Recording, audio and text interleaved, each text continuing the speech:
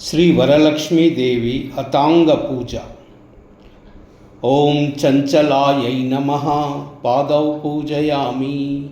ओम चपलायै नमः जानुनी पूजयामि। ओम पीतांबरधरायै नमः ऊरु पूजयामि। ओम कमलवासिन्यै नमः कटिं पूजयामि। ओम पद्मालयायै नमः नाभिं पूजयामि। ओम मदनमात्रे नमः स्तनौ पूजयामि। ओम ललितायै नमः भुजद्वयं पूजयामि। ओम कम्बुकण्ठ्यै नमः कण्ठं पूजयामि। ओम सुनासिकायै नमः नासिकां पूजयामि।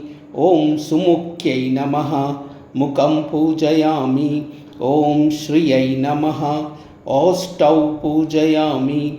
ओम सुनेत्रे नमः नेत्रे पूजयामि। ओम रमायै नमः कर्णौ पूजयामि। ओम कमलायै नमः शिरः पूजयामि। ओम धनलक्ष्म्यै नमः सर्वाङ्गानि पूजयामि। ओम वरलक्ष्मीदेव्यै नमः सर्वांगं पूजयामि। ओम श्रीं ह्रीं श्रीं कमले कमलालये प्रसीद प्रसीद। श्रीं ह्रीं श्रीं ओम श्री महालक्ष्मी देव्यै नमः। महालक्ष्मी च विद्महे विष्णुपत्नी च धीमहि तन्नो लक्ष्मी प्रचोदयात्।